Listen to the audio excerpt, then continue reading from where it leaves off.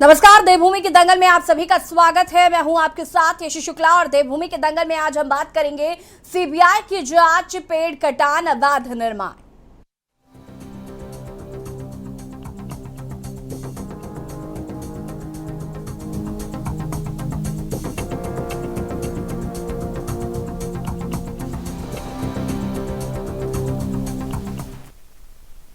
लोकसभा चुनाव से पहले कांग्रेस नेता और पूर्व कैबिनेट मंत्री डॉक्टर हरक सिंह रावत की मुश्किलें बढ़ सकती हैं।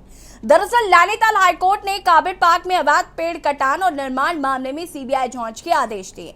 इस मामले में पूर्व वन मंत्री डॉक्टर हरक सिंह रावत समेत कुछ आईएफएस व अन्य अधिकारियों की मुश्किलें बढ़नी तय है। आपको बता दें कि नैनीताल हाईकोर्ट ने कॉर्बेट टाइगर रिजर्व के पाखरू रेंज में हुए कार्यों को लेकर सीबीआई जांच के आदेश दिए। वहीं राज्य में हरक सिंह रावत के भविष्य पर फिर चर्चाएं शुरू हो गई है। कॉर्बेट टाइगर रिजर्व में 6000 पेड़ों के काटे जाने और अवैध निर्माण करने के मामले में जल्द सीबीआई अपनी जांच शुरू कर सकती है। हालांकि हाईकोर्ट की तरफ से इस संदर्भ में निर्देश दिए जाने के बाद कुछ औपचारिकताएं भी हैं, जिन्हें पूरा करने के बाद ही सीबीआई पूरे प्रकरण पर अपनी जांच शुरू करेगी। वहीं राज्य में इस मामले में सियासत शुरू हो गई। विपक्ष ने सरकार पर विपक्ष के नेताओं के उत्पीड़न का आरोप लगाया है।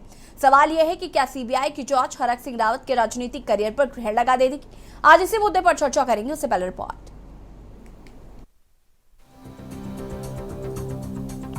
उत्तराखंड में होने वाले लोकसभा चुनाव से पहले कांग्रेस नेता और पूर्व कैबिनेट मंत्री डॉक्टर हरक सिंह रावत की मुश्किलें बढ़ सकती हैं। दरअसल नैनीताल हाईकोर्ट ने कॉर्बेट पार्क में अवैध पेड़ कटान और निर्माण मामले में सीबीआई जांच के आदेश दिए हैं। इस मामले में पूर्व वन मंत्री डॉक्टर हरक सिंह रावत समेत कुछ आईएफएस और अन्य अधिकारियों की मुश्किलें बढ़नी तय है। आपको बता दें कि नैनीताल हाईकोर्ट ने कॉर्बेट टाइगर रिजर्व के पाखरू रेंज में हुए कार्यों को लेकर सीबीआई जांच के आदेश दिए। वहीं राज्य में हरक सिंह रावत के भविष्य पर फिर चर्चाएं शुरू हो गई। कॉर्बेट टाइगर रिजर्व में 6000 पेड़ों को काटे जाने और अवैध निर्माण करने के मामले में जल्द सीबीआई अपनी जांच शुरू कर सकती है। हालांकि हाईकोर्ट की तरफ से इस संदर्भ में निर्देश दिए जाने के बाद कुछ औपचारिकताएं भी हैं, जिन्हें पूरा करने के बाद ही सीबीआई पूरे प्रकरण पर अपनी जांच शुरू करेगी। कॉर्बेट टाइगर रिजर्व में 6000 वृक्षों का अवैध पातन हुआ और एक टाइगर सफारी के नाम पर काफ़ी अवैध कंस्ट्रक्शन हुआ। इस बात का स्वतः संज्ञान माननीय उच्च न्यायालय ने अक्टूबर 2021 में लेकर राज्य सरकार से कार्रवाई के लिए कहा था।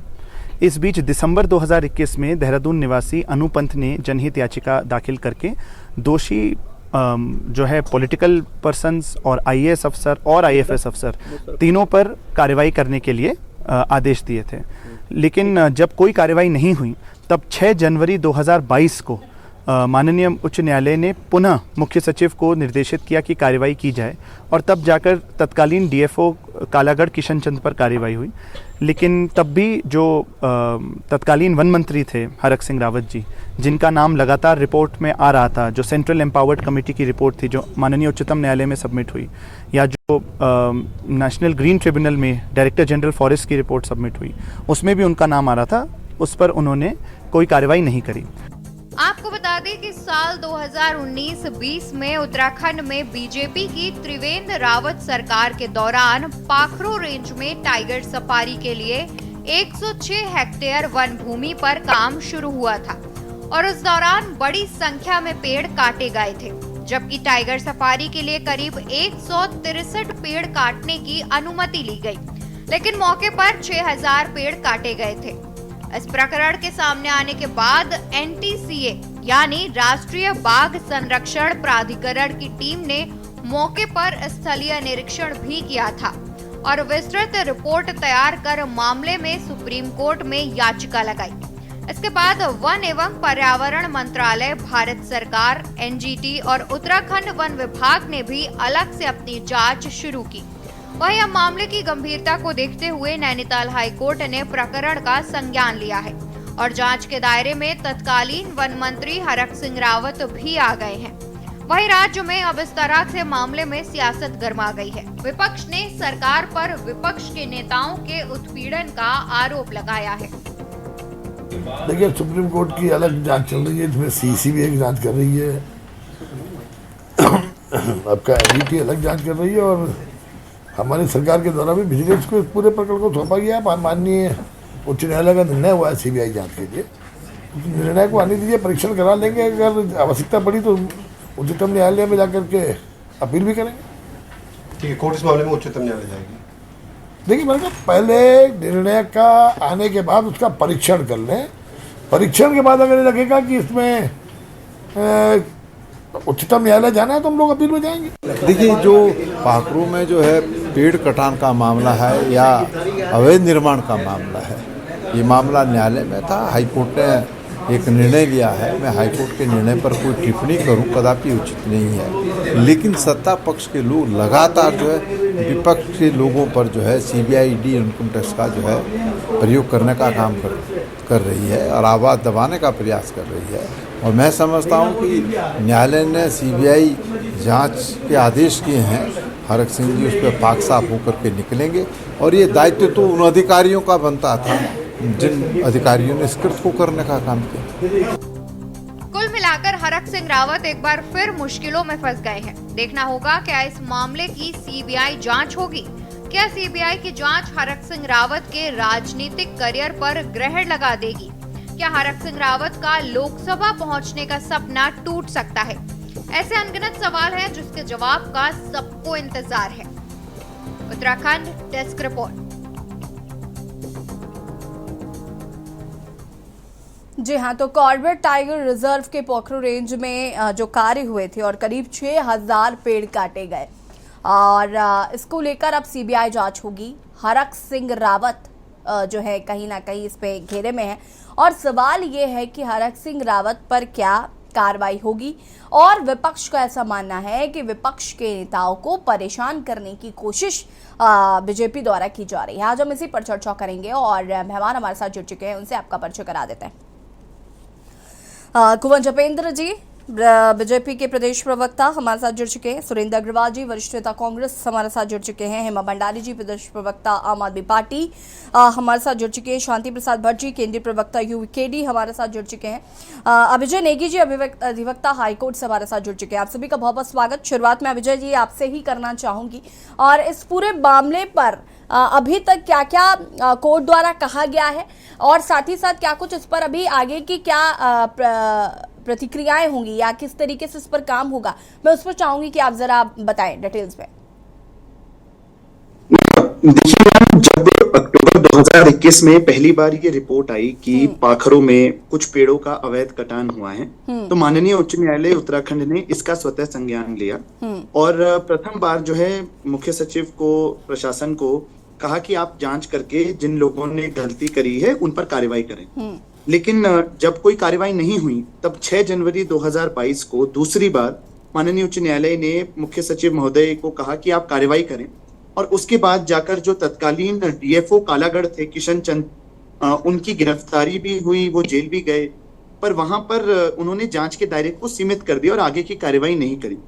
फिर तृतीय बार जो है 6 जनवरी 2023 को माननीय उच्च न्यायालय ने एक आदेश पारित किया जिसमें मुख्य सचिव उत्तराखंड शासन को कहा कि आप एक टेबल बनाएं कि किस किस की गलती है, किस इंक्वायरी में कौन गलत आया है, क्योंकि साथ साथ कई इंक्वायरी होती रही। सेंट्रल एम्पावर्ड कमेटी की एक इंक्वायरी हुई जो सुप्रीम कोर्ट में रिपोर्ट सबमिट हुई, एक नेशनल ग्रीन ट्रिब्यूनल में रिपोर्ट सबमिट हुई, डायरेक्टर जनरल फॉरेस्ट की वो भी इंक्वायरी हुई, वन विभाग ने अपनी एक इंक्वायरी कराई, कपिल जोशी कमेटी की रिपोर्ट सबमिट हुई, ऑडिटर जनरल ने यहाँ पर इंक्वायरी करी उत्तराखंड में। तो जांच दर जांच होती रही और मुख्य सचिव महोदय को केवल इतना करना था कि एक टेबल बनाकर उन्हें ऑनरेबल हाई कोर्ट में सबमिट करना था कि कौन दोषी आया किस जांच में। लेकिन जो उन्होंने शपथ पत्र दाखिल किया उसमें वो तत्कालीन वन मंत्री हरक सिंह रावत जी का नाम नहीं लिख पाए, उन्होंने कई अधिकारियों का नाम नहीं लिखा, कई इंक्वायरीज का जिक्र नहीं किया, जिससे माननीय उच्च न्यायालय में ये परिलक्षित होने लगा कि कहीं ना कहीं उत्तराखंड शासन एक्चुअल जो लोग इसमें रॉन्ग डूइंग कर रहे हैं उनको बचाना चाह रहा है या उनको उनके खिलाफ कार्रवाई करने में अक्षम है। दूसरी बात ये रही कि आमतौर पर जब बड़े प्रकरण होते हैं, जैसा कि सब लोग जानते ही हैं, हर कोई सीबीआई जांच की मांग करता है। अंकिता भंडारी के प्रकरण में भी सीबीआई जांच की मांग हुई, अन्य कई प्रकरणों में सीबीआई जांच की मांग होती है और ये मांग इसलिए विशेष होती है क्योंकि नॉर्मली लॉ एंड ऑर्डर एक स्टेट सब्जेक्ट होता है, आमतौर पर सीबीआई जांच नहीं होती है। लेकिन जब बड़े प्रकरण होते हैं तब सीबीआई जांच की मांग होती है, जब ऐसा लगता है कि स्टेट लेवल की एजेंसीज जस्टिस नहीं कर पा रही हैं। पर यहाँ पर हमने देखा कि उत्तराखंड शासन द्वारा मुख्य स्थायी अधिवक्ता ने पहले बहुत विरोध किया कि सीबीआई जांच नहीं होनी चाहिए, हमारी विजिलेंस जांच काफी है। अब विजिलेंस जांच इसलिए नाकाफी साबित हो रही थी क्योंकि तत्कालीन वन मंत्री का नाम इसमें आ रहा था और साथ साथ एनजीटी की जो रिपोर्ट सबमिट हुई है उसमें आईएफएस अधिकारी ही नहीं बल्कि आईएएस अधिकारी यानी कि शासन स्तर पे जिसने अनियमितताएं करी, प्रशासनिक स्वीकृति दी, वित्तीय स्वीकृति दी, इन सब लोगों को संदेह के दायरे में रखा। यानी कि तत्कालीन प्रमुख सचिव वन पर भी इसकी आंच आती है। पीसीसीएफ वन्यजीव का पद जो अधिकारी होल्ड कर रहे थे उन दोनों अधिकारियों का प्रमोशन हो जाता है। तो इन सारी बातों को देखते हुए माननीय उच्च न्यायालय ने इसको एक फिट केस समझा कि इसको सीबीआई को रेफर कर दिया जाए। ठीक है अभिजीत जी, बहुत अच्छी तरीके से आपने इस पूरे मामले को समझाया है। हम वापस आएंगे आपके पास, और लोगों की जरा इस पर प्रतिक्रिया लेते हैं। सुरेंद्र अग्रवाल जी, ये हरक सिंह रावत जब तक बीजेपी में थे तब तक तो ठीक था, लेकिन अब प्रॉब्लम ये है कि अब वो कांग्रेस में है और सीबीआई के जांच की आंच जो है वो अब कहीं ना कहीं हरक सिंह रावत तक भी पहुंच सकती है। सबसे पहले इस पर पार्टी का क्या सोचना है, क्या रिएक्शन है, उस पर आपकी राय? देखिए, हमारा ये मानना है कि हरक सिंह रावत जी इस जांच में पाक साफ होकर निकलेंगे। पर आपने कहा कि जब बीजेपी में होते हैं तो पाक साफ होते हैं, ये तो सर्वविदित है। माननीय प्रधानमंत्री जी ने भोपाल में 70,000 करोड़ के घोटालों को आरोप जिन लोगों पर लगाया था उनको 4 दिन बाद मंत्री पद की शपथ दिला दी महाराष्ट्र में। हमको तो ये लगता है जिस प्रकार से हरक सिंह रावत जी के कंधे पे बंदूक रखकर 2016 में दल बदल का पाप किया गया, जिस प्रकार से विधायकों को खरीदा गया, जिस प्रकार से रात के 2 बजे चार्टर्ड प्लेन से नोटों के बोरे आकर हरीश रावत जी के नेतृत्व वाली सरकार को गिराया गया, उसी प्रकार से हरक सिंह जी पर यह दबाव बनाया जा रहा है, कभी विजिलेंस के माध्यम से, कभी सरकार के अन्य माध्यमों से, कि वो फिर भाजपा में आ जाएं। ये तो सर्वविदित है। भाजपा का चाल चरित्र चेहरा ऐसा है कि जब उनकी पार्टी में कोई शामिल हो जाए तो पाक साफ है। यदि दूसरी पार्टी में तो ईडी भी खड़ी है, सीबीआई भी खड़ी है, विजिलेंस भी खड़ी है, और वो भ्रष्ट नजर आता है। जब अपनी पार्टी में वही भ्रष्ट जिन पे आप आरोप विधानसभा के अंदर लगाते हैं, विधानसभा के बाहर लगाते हैं, सार्वजनिक मंचों पर लगाते हैं, जिन पर भ्रष्टाचार के आरोप लगाते हैं, उन्हें फिर अपनी पार्टी में ले लेते हैं। तो भाजपा का चाल चरित्र चेहरा पूरे देश की जनता जानती है, आप सब लोग जानते हैं। जपेंद्र जी, हमारे बड़े भाई सुरेंद्र अग्रवाल जी ने बड़े ही खूबसूरत शब्दों में अपनी कांग्रेस की अच्छाइयां भी सामने ला दी और भारतीय जनता पार्टी की बुराइयां भी सामने ला दी। लेकिन हमारे भाई ये भूल गए कि ये वो प्रदेश है जिस प्रदेश के अंदर चिपको आंदोलन के नाम पर हमारी पर्वतीय महिलाओं ने अपनी जान की बाजी लगा दी, लेकिन पेड़ों पर आरी नहीं चलने। ये वो प्रदेश है जहां 163 पेड़ों के काटने की इजाजत दी जाती है। जपेंद्र जी, लेकिन 2021 में एक्शन क्यों नहीं लिया गया? क्योंकि वो आपकी पार्टी में थे, उनका नाम लिखने की किसी की हिम्मत नहीं हुई। हमारी बात पूरी हो जाने दीजिए, हमारी बात पूरी हो जाने दीजिए। देखिए, ये देव भूमि है, देवताओं की भूमि है, यहाँ देर है अंधेर नहीं है। इस चिपको आंदोलन की धरती पर जहां 163 पेड़ विकास के नाम पर कटने थे और वहां 6,000 पेड़ काट दिए जाते हैं, वहां 6,000 पेड़ काट दिए जाते हैं। और ऐसे में ये कहना कि केवल अधिकारी दोषी हैं, विभागीय मंत्री निर्दोष हैं, विभागीय मंत्री पाक साफ हैं और विभागीय मंत्री को फंसाया जा रहा है, तो ये बात तो हजम नहीं होती ना फिर उत्तराखंड की जनता को। तो ये तो हाईकोर्ट ने समय संज्ञान लिया, ठीक है, उस समय अगर वो अपने प्रभाव का इस्तेमाल करके बचते बचाते चले गए तो, लेकिन इसीलिए कहा गया ना कि इस देवभूमि में देर तो है लेकिन अंधेर नहीं है। जो पाप हुआ है, जो अपराध हुआ है, निश्चित तौर पर वो सामने आना चाहिए। फिर चाहे दोषी कोई भी हो, चाहे कोई छोटा अधिकारी हो, बड़ा अधिकारी हो, मंत्री हो, संतरी हो, कोई भी दोषी हो, निश्चित तौर पर दोषियों को सजा मिलनी चाहिए। हमारा और भारतीय जनता पार्टी की सरकार का ऐसा ही मानना है। जपेंद्र जी, लेकिन मेरे सवाल का जवाब आपने अभी भी नहीं दिया। 2021 में क्यों हिम्मत नहीं हुई हरक सिंह रावत का नाम लिखने की? 2021 में हिम्मत वाली बात ये नहीं है। 6000 पेड़, देखिए आप भले ही हरक सिंह, एक सेकंड जपेन जी, देखिए भले ही हरक सिंह रावत अब कांग्रेस में शामिल हो गए हों, लेकिन वो आपकी पार्टी में भी थे और 2021 में वो आपकी ही पार्टी का हिस्सा थे संभावित। और अगर वो आपकी पार्टी का हिस्सा थे और आपकी ही सरकार में 6000 पेड़ काट दिए गए, आपको कानो कान खबर नहीं हुई, कोर्ट को खुद स्वतः संज्ञान लेना पड़ा, उसके बावजूद भी हरक सिंह रावत का नाम लिस्ट में नहीं लिखा गया।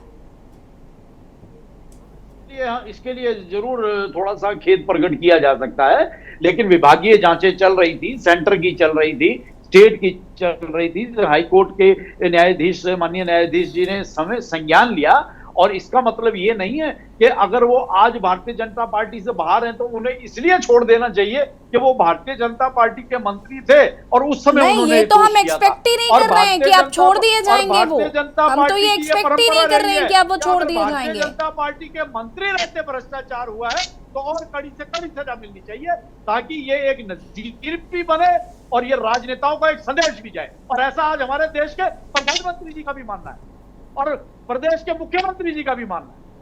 चलिए ठीक है, इस पर आगे हम चर्चा करेंगे, उसके बाद अंकिता भंडारी जी और अन्य पैनलिस्ट का रुख करेंगे। और आज हम चर्चा कर रहे हैं कैसे अहम मुद्दे की, जब 2021 में 6000 पेड़ काट दिए गए थे। और सबसे बड़ी बात यह है कि उत्तराखंड में इस वक्त हम जानते हैं कि प्रकृति का कहर किस तरीके से बरस रहा है और उस समय भी 6000 पेड़ काट दिए गए थे। अब इसकी आज कहीं ना कहीं तत्कालीन वन मंत्री हरक सिंह रावत के ऊपर पड़े और अब चूंकि हरक सिंह रावत पहले बीजेपी में थे, अब कांग्रेस में हो गए हैं। ऐसे में विपक्ष का ऐसा मानना है कि विपक्ष के नेताओं को परेशान करने की कोशिश की जा रही। आज हम इसी पर चर्चा कर रहे हैं, मेहमान लगातार हमारे साथ बने हुए हैं। हेमा भंडारी जी, क्या कुछ कहना चाहती है इस पूरे प्रकरण पर? देखिए यशी जी, अभी मैं सुन रही थी जो भाजपा के प्रवक्ता हैं और हमारे अधिवक्ता जी भी हैं, उनकी भी बात सुन रही थी, तो उससे साफ लग रहा है कि जब तक वो बीजेपी में थे तो पाक साफ थे और उसके बाद जैसे ही वो अब कांग्रेस में आए हैं तो अब ईडी, सीबीआई अब ये उनका पक्ष नहीं रखेंगे। पहले इन्होंने बचाने की कोशिश की। अभी जो अधिवक्ता जी की बातों से मुझे जो समझ में आया कि पहले स्टेट गवर्नमेंट की तरफ से कोई एक्शन नहीं लिया गया, ठोस एक्शन नहीं लिया गया, बार बार कहने के बावजूद हाईकोर्ट में कहने के बावजूद भी नहीं लिया गया। लेकिन अब देखिए लोकसभा चुनाव पास आ रहे हैं तो इस समय किसको कैसे फंसाना है, कैसे देखो सीबीआई जांच अगर इतना ही, जैसे कि भाजपा के प्रवक्ता बता रहे हैं, अगर इतना ही दर्द था उन पेड़ों का तो उस समय वो दर्द कहाँ चला गया? उस समय क्यों नहीं याद आया कि चिपको आंदोलन हुआ था? हाँ जपेन जी रुक जाइए, हेमा बहन, हेमा नहीं है, तब भी होना चाहिए था। दर्द तो मुझे आज हमें दर्द है और हमें दर्द है। जपेंद्र जी इस बात से समस्या तो मुझे भी है कि दर्द जो 2021 में होना चाहिए वो दर्द 2023 में क्यों हो रहा है? जपेंद्र जी, मैं पहाड़ की बेटी हूँ और जल जंगल जमीन के लिए दर्द उठता है और आज जिन जंगलों के लिए आज दर्द आपको उठ रहा है, हमारा तभी से दर्द उठ रहा था कि कैसे वो पेड़ काटेंगे। लेकिन उस समय आपने बचाने का काम किया और आज आप उस दर्द को बता रहे हो कि 6000 पेड़ कट गए हैं और अब आपको दर्द बचाने का प्रयास नहीं करा। आप रुकिए जरा जपेन जी, उनको अपनी बात पूरी करने दीजिए। तब आपने अंकिता भंडारी में आपने सीबीआई की जांच की मांग नहीं की, जो इतना बड़ा, क्योंकि उसमें आपने आपको जो है वीआईपी गैस को छुपाना था, उसका चेहरा उजागर ना हो जाए। उस समय तो आपने नहीं कहा, हम लोग सड़कों पे उतरे, सारे लोग सड़कों पे उतरे, उस समय भाजपा को नजर नहीं आया कि हाँ सड़कों पे उतरना चाहिए और जांच की मांग होनी चाहिए। वो भी उत्तराखंड की बेटी थी, वो भी बहुत बड़ा प्रकरण था। लेकिन आज जब माननीय मुख्यमंत्री जी खुद मैदान में आए। जपेंद्र जी आप तो ऐसे नहीं करते हैं, प्लीज। मुख्यमंत्री जी ने सीबीआई जांच की मांग की थी क्या? उतर के आए थे का मतलब क्या है? आपकी एक ऋषिकेश की जो आपकी महिला की भाजपा की महिला पदाधिकारी थी, उसको आपने बाहर निकाल दिया। उसने जपेन जी मैं आती हूँ, रुक जाइए। शांति प्रसाद भट्ट जी का भी रुक करना है मुझे, रुकिए मैं आऊंगी। ठीक है हेमा जी, फटाफट अपनी बात को पूरा करिए। और हर प्रकरण में होनी चाहिए जो ऐसे प्रकरण है, और दोषियों के साथ साथ जो उसमें जो भी ऑफिसर्स थे, जो भी अधिकारी थे, उनको भी उनके खिलाफ भी एक्शन लिया जाना चाहिए। लेकिन ये कौन सी बात हुई कि जब हमारे उसमें आएंगे तो पाक साफ रहेंगे और तुम दूसरा दल ज्वाइन कर लो तो तुम। लेकिन हेमा जी समस्या विपक्ष को भी अब क्यों हो रही है? तेरा ही दुरुस्त है। मैं कह रही हूँ ठीक है, उनकी सरकार में नहीं हुआ, उन्होंने नहीं किया, लेकिन अगर वो अब आपकी सरकार में आ गए, आपकी पार्टी में आ गए हैं, इसका मतलब ये थोड़ी ना है कि अब उन पर कार्रवाई नहीं होगी। फिर इस बात का दर्द भी नहीं होना चाहिए, चाहे वो आम आदमी पार्टी हो चाहे वो कांग्रेस हो। जो दोषी है उस बात का तो है ही नहीं। दर्द उस बात का है कि इन्होंने पहले आवाज क्यों नहीं उठाई। ये 6000 पेड़ कटने का मामला तो पहले से चल रहा है, पहले इन लोगों को दर्द नजर क्यों नहीं आया। तो इनके लिए तो राजनीति सब कुछ है, इनके लिए तो चुनाव सब कुछ है, उसमें ये इनके प्रकरण करेंगे सारे। अभी तो और लोगों पे भी सीबीआई ईडी की जांच बैठेगी, अभी तो शुरुआत हुई है। अभी देखिएगा भाजपा का चाल चरित्र चेहरा सामने आएगा और धीरे धीरे करके कैसे इन लोगों का असली रूप सामने आता है। चलिए ठीक है, शांति प्रसाद भट्ट जी फटाफट अपनी बात को पूरा करिए। रुकिए जपेन जी, मैं आती हूँ। देखिए यशी जी, इस बात को समझने की जरूरत है कि आज ये मामला क्यों उठा। देखिए पीछे की पृष्ठभूमि में बात जाना बहुत जरूरी है। 9 नवंबर 2000 को जब ये राज्य बना था तो यशी जी पहले मुख्यमंत्री हैं जो अपने दामाद के कारण बहुत बदनाम हुए थे, नित्यानंद स्वामी। उन्होंने भी भर्ती घोटाले में और काम देने में बहुत घोटाले करे।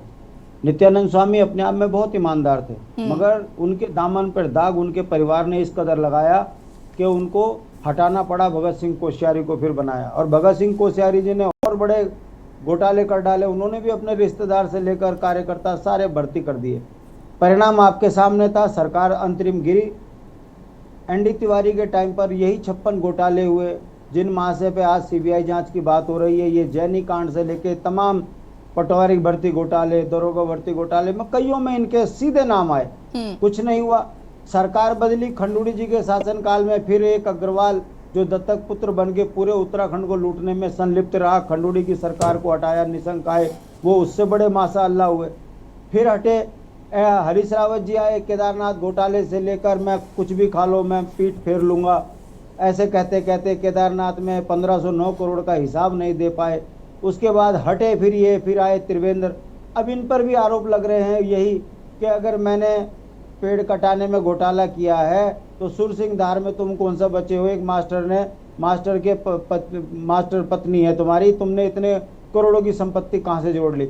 ये जो दुस्साहस जनता के बीच में खुलकर इन नेताओं का आ रहा है, ये वो परिणाम है कि अब पाप का घड़ा भर चुका है और अब ये एक दूसरे के ऊपर आरोप लगाने लगे हैं। और अब जब सीबीआई जांच की बात भारतीय जनता पार्टी के गले में फंस गई तो अब ये परेशान है। सीबीआई जांच करते हैं तो सुरसिंह धार के घोटालेबाज भी फंसेंगे, हाकिम का हाकिम कौन है वो भी फंसेगा और इनकी सारी पोल खुल जाएगी। इसलिए अब ये बचते हुए दिख रहे हैं। दूसरा, अभी इन्हीं का एक मंत्री बयान देते हुए कैसे घबरा रहा था, क्योंकि बवेजा के कांड में वो फंसे हुए हैं। जो उद्यान विभाग का घोटाला कर गए बवेजा, उसमें वो सारे फंसे हुए हैं। अब स्थिति भाजपा की ये हो गई, अगर कार्रवाई करवाते हैं तो खुद मरते हैं, नहीं करवाते तो अब पब्लिक में बदनाम हो गए। ये बात मैं आपको यशी जी इसलिए कह रहा हूं, आज 23 वर्षों में इस राज्य के अंदर 80,000 करोड़ से ज्यादा का कर्जा हो गया। 80 रुपए का विकास ये कहीं दिखा नहीं पा रहे हैं। पुल बन रहे तो नीचे गिर रहे, सड़क बन रही तो उसमें गड्ढे पड़ रहे।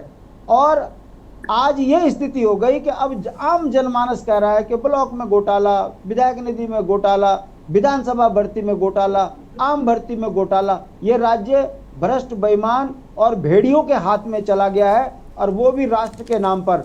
उत्तराखंड की जनता ने राष्ट्र हित में इनको वोट दिया, इन्होंने उत्तराखंड बर्बाद कर दिया। परिणाम आपके सामने है कि एक आरोपी पर सीबीआई जांच की बात क्या लगी, उसने अखबार टीवी चैनल पर आकर बोल दिया ये सुरसिंह धार का घोटाला भी खोलो, हाकम सिंह का भी खोलो। कहने का मतलब है ये हमाम के सारे नंगे अब एक दूसरे को बचाने पे लग जाएंगे।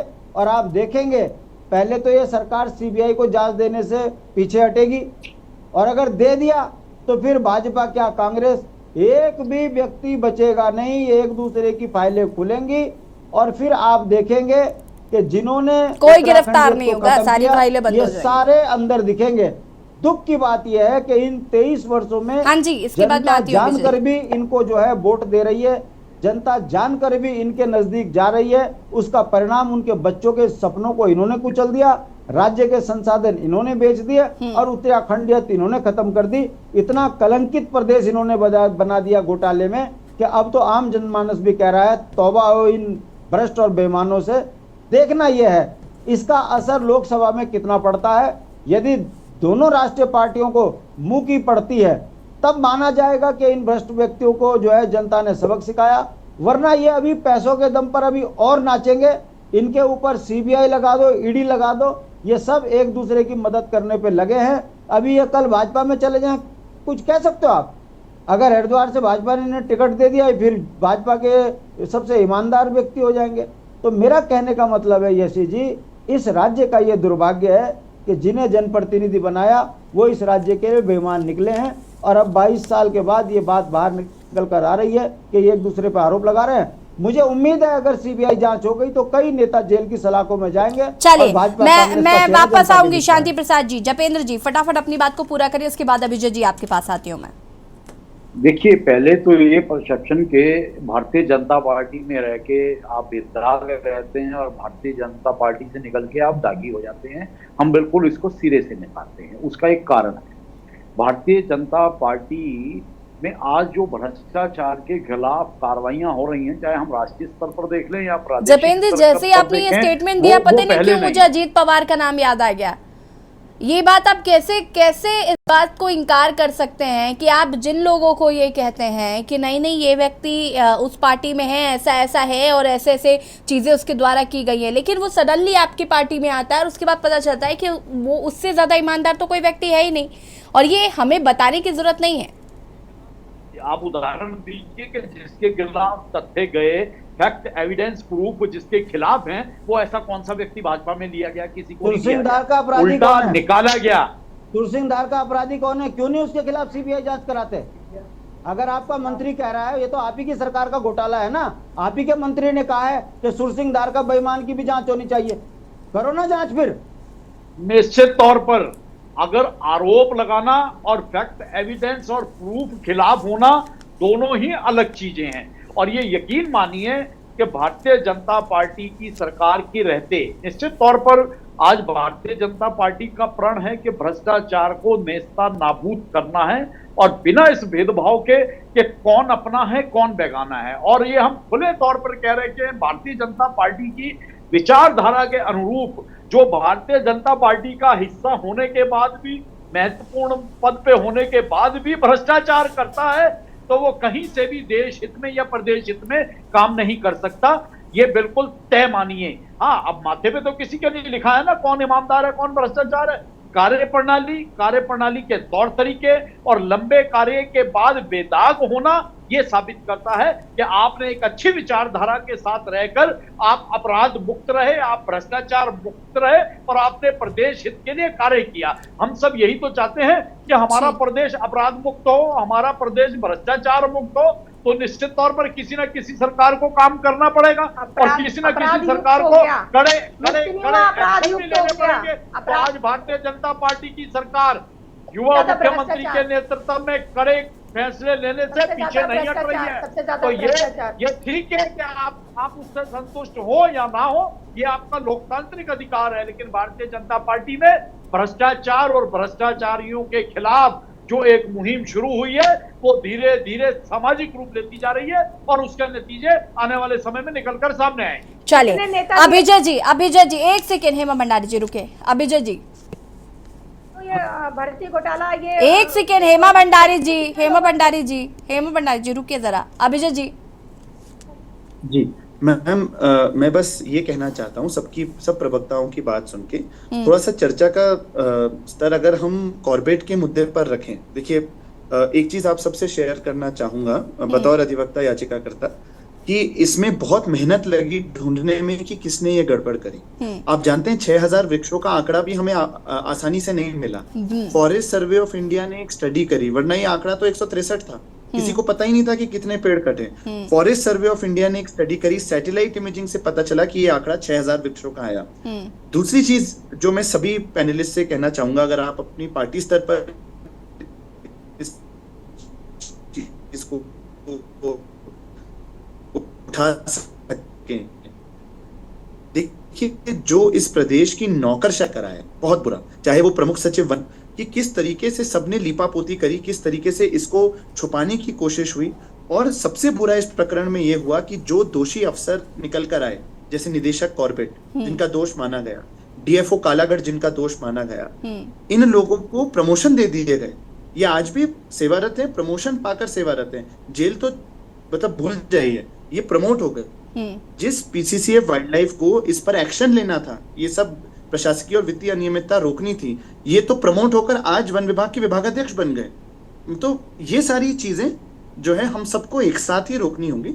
और बस दो सवाल अगर मैं एक one for opposition, one for government अगर मैं कह सकता हूं आपके माध्यम से, देखिए प्रदेश प्रवक्ता भाजपा जो बात कह रहे हैं, तो बात अगर उनकी सही है तो क्या ये माना जाए कि सरकार इस ऑर्डर के खिलाफ सुप्रीम कोर्ट में अपील में नहीं जाए? मंत्री जी कह रहे हैं कि हम तो सुप्रीम कोर्ट जाएंगे।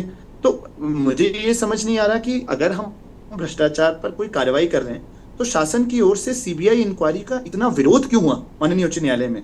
मैं जानता हूं प्रदेश प्रवक्ता भाजपा खुद कुछ मामलों में जनहित याचिका करता है, वो जानते होंगे कितनी मेहनत लगती है कई बार किसी बात को कोर्ट में सिद्ध करने में। उसके बाद जो है जब कोर्ट आदेश देती है हम उसको क्यों नहीं क्रियान्वयन कर रहे हैं? और दूसरा ऑपोजिशन के लिए ये प्रश्न है कि पता नहीं क्यों इस मुद्दे पर तो आपको बहुत मतलब बुलंद आवाज उठानी चाहिए, दोषियों पर कार्रवाई की सीधी सीधी बात होनी चाहिए, जो है अधिकारियों को भी आप नपवाने की कोशिश करनी चाहिए, लेकिन केवल इसको हरक सिंह जी से जोड़ देना और सीबीआई क्योंकि विपक्ष के पीछे पड़ती है। देखिए एक बात समझिए, हरक सिंह रावत जी का नाम केवल याचिकाकर्ता ने या हाईकोर्ट ने नहीं ले लिया, 3 रिपोर्ट में उनका नाम आया है। सेंट्रल एम्पावर्ड कमेटी की रिपोर्ट सुप्रीम कोर्ट में गई, उनको कहा मास्टरमाइंड, रिपोर्ट ने कहा उनको, मैं नहीं कह रहा हूँ।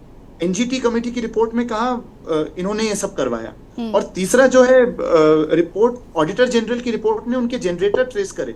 आप जानते हैं विजिलेंस जांच की बात हो रही थी, अभी इनके कॉलेज में जो छापा पड़ा और 2 जनरेटर वहां पकड़े गए, वो अपने आप नहीं छापा पड़ा। 21 अगस्त को माननीय उच्च न्यायालय में सुनवाई हुई, मुख्य स्थायी अधिवक्ता को माननीय उच्च न्यायालय ने कई तीखे सवाल पूछे कि आप अभी तक कर क्या रहे हैं, आपकी विजिलेंस 2 साल हो गए। तो जस्ट हाईकोर्ट को दिखाने के लिए, क्योंकि अंतिम सुनवाई 1 सितंबर को थी, कुछ छापे वापे हो गए। अगर किसी के साथ ये नॉर्मली हुआ होता आज वो व्यक्ति हिरासत में होता, लेकिन कोई आईएएस अफसर नहीं नपता इस प्रदेश में। आईएफएस अफसर पर जो है जो मंत्री के क्लोज है उसका कुछ नहीं होता, उनकी तो पदोन्नति हो गई। ठीक है अभिजय जी, मैं वापस कंटिन्यू करूंगी आपके पास आकर, जरा जपेन जी से इसका जवाब लेते हैं, उसके बाद सुरेंद्र जी आपके पास आती हूँ मैं। हाँ जी जपेन जी अपनी बात को। हमारे सम्मानित जी देखिए, अभी हमारे सम्मानित अधिवक्ता ने बहुत विस्तार से सारी चीजें बताई और हम बिल्कुल एक पॉइंट के साथ सहमत हैं। बहुत मेहनत लगती है और ये मेहनत करने वाले लोग मेहनत इसलिए करते हैं कि उन्हें दुख होता है कि अपने प्रदेश से भ्रष्टाचार की जड़ों को कैसे खत्म करें। तभी तो खामोश नहीं रह सकते ना, और सरकार भी खामोश नहीं रहती। सरकार में वो लोग भी हैं जो भ्रष्टाचार के खिलाफ निश्चित तौर पर मुहिम को आगे ले जाने में सहायक सिद्ध होते हैं। लेकिन हमें ये भी मानना पड़ेगा कि एक ऐसा सिस्टम जो आजादी के बाद से देश में बन गया, जो लॉबिंग अधिकारियों में है, जो शासन प्रशासन में है, जो ब्यूरोक्रेट्स के स्तर पे है, तो कहीं ना कहीं वो लॉबिंग एक ईमानदार अधिकारियों की भी है और बेईमान अधिकारियों की भी। हम बहुत खुले तौर पर, क्योंकि हमने कई प्रकरणों में देखा है, हमारा एक बहुत लंबा अनुभव रहा है हाई कोर्ट से लेके सुप्रीम कोर्ट तक ऐसे भ्रष्टाचार के मामलों को लेकर, तो वहां पे सरकार को आप दोष नहीं दे सकते। लेकिन अगर सरकार ऐसे भ्रष्टाचार के मामले खुलने पर उन्हें रोकती नहीं है, उन्हें आगे जाने देती है और भ्रष्टाचारियों को सजा दिलवाने के लिए कुछ लोग मेहनत करते हैं, तो वो अपने प्रदेश के अंदर भ्रष्टाचार की जड़ों को समाप्त करने के लिए अपना योगदान प्रदेश में देते हैं, तो उनके इस योगदान को भी याद रखा जाना चाहिए। और वर्तमान में भारतीय जनता पार्टी की सरकार, हम बड़े गर्व के साथ कह सकते हैं, केंद्रीय स्तर पर, राज्य के स्तर पर निश्चित तौर पर भ्रष्टाचारियों के लिए कोई जगह नहीं है। भ्रष्टाचारियों को संरक्षण सरकार के स्तर पर, माननीय मुख्यमंत्री जी के स्तर पर बिल्कुल भी नहीं है। और जहां आधिकारिक तौर पर, ब्यूरोक्रेसी के तौर पर, शासन प्रशासन के तौर पर जहां थोड़ी बहुत कमी पेशी है, तो निश्चित तौर पर उस पर भी कड़ी नजर। चले जपेंद्र जी मैं वापस आती हूँ आपके पास, जरा सुरेंद्र जी का रुख करते हैं। सुरेंद्र जी ने शुरुआत में कहा कि बीजेपी में रहते हैं तो पाक साफ रहते हैं और जब दूसरी पार्टियों में चले जाते हैं तो उनके ऊपर इस तरीके की कार्रवाई होने लगती है। लेकिन सुरेंद्र जी देखिए, जैसे कि अभी अभिजय जी ने बताया कि 3 रिपोर्ट्स में क्लियरली हरक सिंह रावत का नाम है और पहली रिपोर्ट में तो उन्हें मास्टरमाइंड भी घोषित किया गया। क्या समस्या है अगर कार्रवाई होती है या सीबीआई जांच इस पर आगे होती है, जिस दोषी पाए जाते तमाम चीजें इस पर होंगी। अब मुझे लगता है जो दोषी है वो दोषी है, अब फिर वो चाहे भारतीय जनता पार्टी का हो या फिर कांग्रेस का हो, आपको तो उसमें सपोर्ट करना चाहिए कि ठीक है अगर वो दोषी है तो उन पर कार्रवाई निश्चित तौर पर होनी चाहिए। पहले स्पष्ट कर दूं कि हमारे भाई प्रिय जो अधिवक्ता हैं अभिजय नेगी जी ने निश्चित रूप से उनके साहस को सलाम करता हूं, उनके संघर्ष को सलाम करता हूं कि उन्होंने एक एक कड़ी जोड़कर सीबीआई जांच के आदेश माननीय उच्च न्यायालय से कराने में वो सफल रहे, उनको बधाई भी है। पर ये भी निश्चित जानिए, धन्यवाद सुरेंद्र जी। नहीं और आगे भी सुन लीजिए, अभी एक साहस भाई जपेंद्र जी ने भी दिखाया है कि भ्रष्टाचारी की जगह बिल्कुल भाजपा में नहीं है। बड़े साहस के साथ वो अपनी पार्टी की सरकारों को, अपनी पार्टी को डिपेंड कर रहे हैं। क्या साहस दिखाया उन्होंने, वो भूल गए विधानसभा के अंदर एक मुख्यमंत्री को आपदा का हत्यारा सन ऑफ सरदार, प्रधानमंत्री जी ने 35 लीटर तेल पीने वाला स्कूटर कहकर संबोधित किया था, वो आज भाजपा में विराजमान है। मेघालय के संबंध में माननीय क्या है वो आप प्रकाश डालेंगे कि वो भाजपा में क्या है? सांसद हैं, राज्यसभा सदस्य हैं, मंत्री हैं, पदाधिकारी हैं, क्या है वो आज भाजपा में? आपके यहाँ जिम्मेदार नेता हैं, आपके हर मीटिंग में आपके सुशोभित होते हैं, सब जानते हैं।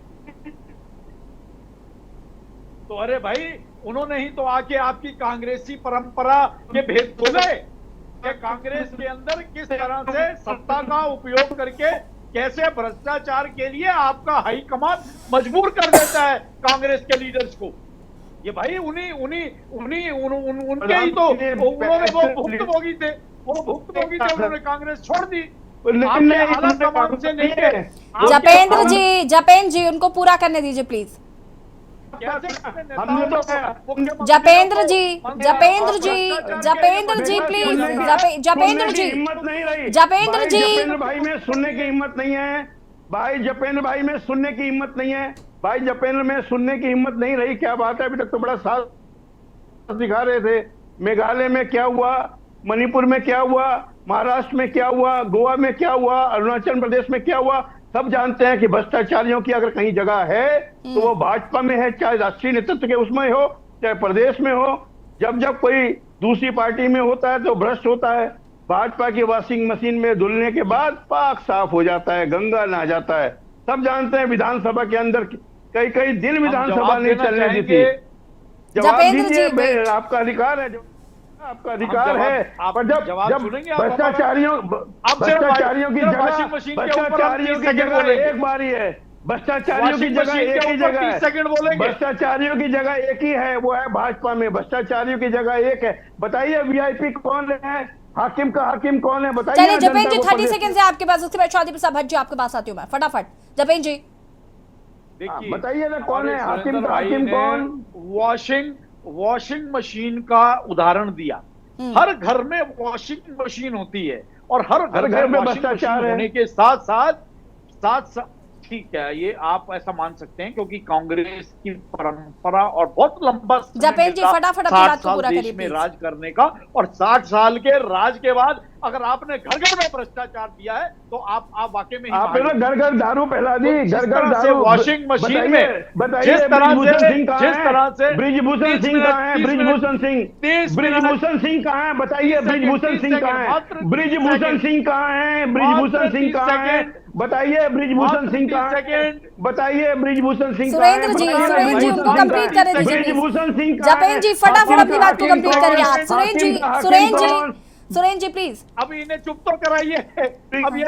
अब देखिए जिस तरह से हमारे घर में बहुत अच्छे और महंगे और उपयोगी कपड़े होते हैं, जब उन पे दाग लग जाए तो निश्चित तौर पर सबसे पहले हम अपने घर की वॉशिंग मशीन का उपयोग करते हैं। उसके बाद अगर ना दाग लगे तो उसे ड्राई क्लीनर के पास लेके जाते हैं। तो उसकी सोच यही होती है। अरे सुरेंद्र भाई सुन तो आपने घर बीच में बोलते हैं ना, सुनने की हिम्मत रखिए। आपने बीच में बोला है हाकिम का हाकिम कौन? हाकिम का हाकिम कौन? गंदगी दूर हो जाए। अरे हाकिम का हाकिम कौन? वीआईपी कौन? जपेंद्र जी और सुरेंद्र जी प्लीज, जपेंद्र जी और सुरेंद्र जी, जपेंद्र जी और सुरेंद्र जी रुकिएगा जरा। शांति प्रसाद भट्ट जी अपनी बात को पूरा करिए आप फटाफट। उन्हें घर से दूर कर दिया जाता है। एक ब्रिजभूषण सिंह कहाँ है?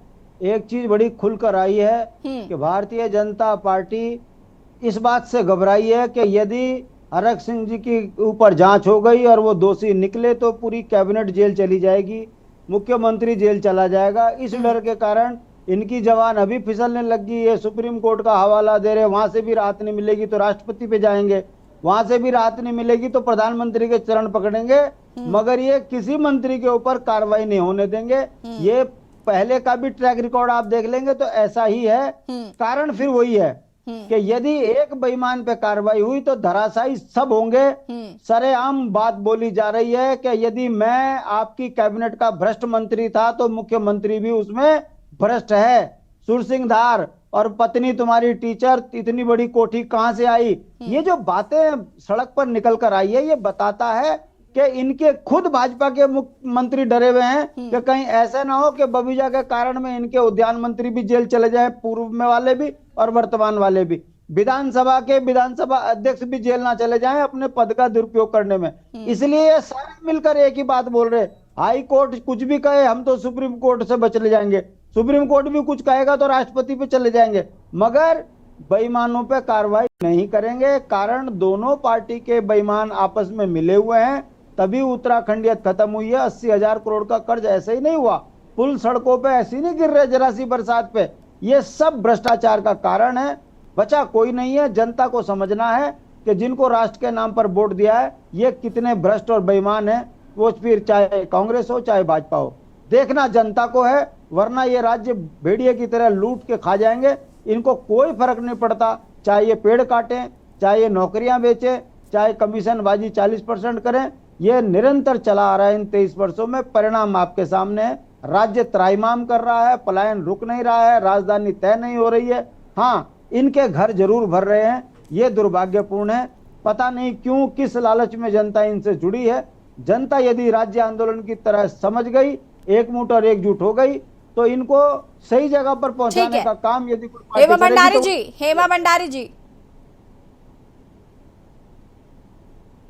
यशी जी, हमारा कहना ये है कि किसी भी पार्टी का कोई भी मंत्री हो, कोई भी नेता हो, अगर इस तरह की कोई हरकत करता है तो उसके खिलाफ बिल्कुल सख्त से सख्त एक्शन लिया जाना चाहिए, क्योंकि ये कोई छोटी बात नहीं है। इतने बड़े बड़े आंदोलन हुए हैं, चिपको आंदोलन जैसे उत्तराखंड में हुए हैं, तो बिल्कुल ऐसे चाहे अधिकारी हैं और या कोई भी इसमें संलिप्तता पाई जाती है, उनके खिलाफ सख्त से सख्त कदम उठाए जाने चाहिए और सख्त उन्हें सजा भी मिलनी चाहिए। और धन्यवाद हाई कोर्ट का, तो धन्यवाद है कि कम से कम इस ओर संज्ञान लिया और सीबीआई की जांच की जो है वो करिए, सीबीआई की जांच के आदेश दिए हैं। लेकिन जो भी इसमें पाया जाता है, इसमें ये नहीं है कि वो किसी पार्टी का मंत्री है या किसी को बचाने की कोशिश भी नहीं करनी चाहिए। मैं ये नहीं कहती हूँ कि किसी को बचाया जाए, ये तो ये था कि हाँ सीबीआई की जांच अब हो रही है, पहले तक क्यों इन्हें बचाया जा रहा था। हम लोगों का कहना यह है कि सीबीआई की जांच तुरंत होनी चाहिए थी, तो उसमें सख्त से सख्त एक्शन लिया जाना चाहिए। और आगे से ये भी ऐसा भी कड़े से कड़े कानून जो वन को लेके अपने उसके लेके कड़े से कड़े कानून भी बनने चाहिए, ताकि हम अपनी जल जंगल जमीन को बचा सकें। अभिजय जी, देखिए, मेरा तो बस इतना कहना है कि जब अब सीबीआई के पाले में गेंद पहुंच गई है, आपके प्रोग्राम में स्टार्ट में कहा था कि कुछ औपचारिकताएं हैं, तो औपचारिकताएं ऐसी मेरी संज्ञान में नहीं है। अब हाईकोर्ट ने अपना ऑर्डर सीबीआई को भेज भी दिया है। अब सरकार के ऊपर है कि अगर वो इसको मानती है तो सीबीआई के साथ कोऑपरेट करना चाहिए। मैं बार बार नौकरशाह हूँ कि अकाउंटेबिलिटी को इसलिए कह रहा हूँ क्योंकि अगर राजनीतिक दल ये मुद्दा नहीं उठाएंगे कि जो नौकरशाह इन्वॉल्व थे उनको नेम एंड शेम करना चाहिए, आप क्या कर रहे थे जब ये सब हो रहा था, पर उस तरफ किसी का ध्यान ही नहीं है सब। क्योंकि हरक सिंह जी एक बड़े इंटरेस्टिंग कैरेक्टर रहे हैं, वो दोनों पार्टीज में रहे हैं, इसीलिए सबका जो अटेंशन है वो ले गए हैं। जबकि संभव है कि उनको मिसलीड किया गया, लगातार मिसलीड किया गया हो, और ये भी संभव है कि वो इसमें खुद भी लिप्त रहे हो। लेकिन जो हमारा सिस्टेमिक फेलियर है, देखिए बात सिर्फ कॉर्बेट की नहीं है, बात पुरोला का भी पूरे प्रकरण की है। वहां भी अवैध जो है पातन हो रहा है पेड़ों का, वन्य जीवों की तस्करी हो रही है, मानव वन्य जीव संघर्ष एक और इतना बढ़ गया है। तो जो वन हमारी एक धरोहर है उत्तराखंड की, वो बहुत पुअरली मैनेज्ड है और अनेकों प्रकरण माननीय उच्च न्यायालय में लंबित है। मानव वन्य जीव संघर्ष, जलवायु परिवर्तन, अवैध खनन, जो दिखा रहा है कि इस मुद्दे पर सभी राजनीतिक दलों को बहुत गंभीरता से काम करने की जरूरत है। जपेन जी फटाफट अपनी बात को पूरा करेगा, उसके बाद सुरेंद्र जी अंतिम प्रतिक्रिया आपकी। जपेन जी। निश्चित तौर पर उत्तराखंड की भारतीय जनता पार्टी की सरकार भ्रष्टाचार के खिलाफ है और किसी भी तरह का भ्रष्टाचारी, चाहे वो अपने दल का हो या दूसरे दल का हो, अगर वो प्रदेश के प्रति समर्पित नहीं है और प्रदेश के साथ भ्रष्टाचार करता है तो सरकार या कोई भी सरकारी तंत्र से जुड़ा हुआ व्यक्ति उसे बचाने का प्रयास नहीं करेगा। और निश्चित तौर पर भारतीय जनता पार्टी इस सीबीआई जांच का स्वागत करती है और भ्रष्टाचारियों के चेहरे इसी मामले में नहीं, अन्य मामलों में भी भविष्य में सामने आएंगे और सरकार की जो भ्रष्टाचार के खिलाफ मुहिम है वो सफल होगी और प्रदेश को भ्रष्टाचार मुक्त बनाकर प्रगति के पथ पर आगे ले जाकर 25वीं वर्षगांठ से पहले एक अग्रणीय राज्य के रूप में स्थापित करना, ये माननीय प्रधानमंत्री जी और माननीय मुख्यमंत्री जी और पूरे संगठन और सरकार का संकल्प है और हम अपने उस संकल्प को पूरा करके रहेंगे। सुरेंद्र जी, क्या ये जो भ्रष्टाचार के खिलाफ बात कर रहे हैं यहाँ पर जपेन जी, उसके साथ है? मुझको तो ये लगता है कि अभी हमारे प्रिय प्रवक्ता जो हैं अनुज, उनको पता नहीं कि सरकार का क्या स्टैंड है। अभी मैं माननीय वन मंत्री जी का बयान देख रहा था, वो स्वयं कह रहे हैं कि इसके विरुद्ध वो माननीय सर्वोच्च न्यायालय में अपील करने जा रहे हैं। तो सरकार का भ्रष्टाचार के विरुद्ध लड़ने का और जो अभिजय नेगी ने जो संघर्ष किया है इतना, उस संघर्ष को मैं समझता हूँ धूल में मिलाने का इरादा नजर आ रहा है। माननीय सर्वोच्च न्यायालय में यदि सरकार इस निर्णय के विरुद्ध अपील पर जा रही है तो भाई जो प्रिय अनुज है मेरे जपेंद्र सिंह जी, शायद वो भी गुमराह हो गए हैं, उन्हें पता नहीं है कि उनकी सरकार क्या करने जा रही है। जपेन जी, यहाँ थोड़ी सी हमारे बड़े भाई के शायद जानकारी में भ्रांति है। निश्चित तौर पर भारतीय जनता पार्टी की सरकार और संगठन का स्टैंड भ्रष्टाचार के खिलाफ है और भविष्य में भी रहेगा। ठीक है, आप सभी का बहुत बहुत शुक्रिया चर्चा में शामिल होने के लिए। और देवभूमि के दंगल में आज हम बात कर रहे थे एक और जहां 6000 वन वृक्ष काटे गए थे। आपको बता दें कि जिस तरीके से 2021 में ये मामला हुआ और उसके बाद अब 2023 में इस पर सीबीआई जांच होने जा रही है। हरक सिंह रावत का नाम इसमें सबसे पहले निकलकर सामने आ रहा है। हरक सिंह रावत भारतीय जनता पार्टी में उस वक्त तत्कालीन वन मंत्री थे। ऐसे में अब कहीं ना कहीं विपक्ष ये सवाल जरूर उठा रहा है कि जब तक भारतीय जनता पार्टी में कोई भी व्यक्ति रहता है तब तक वो पाक साफ होता है और जैसे वो दूसरी पार्टी ज्वाइन करता है तो इस तरीके की सीबीआई ईडी का डर दिखाना शुरू कर दिया जाता है। देवभूमि के दंगल में फिलहाल उतना ही। देखते रहिए के न्यूज़ इंडिया। नमस्कार।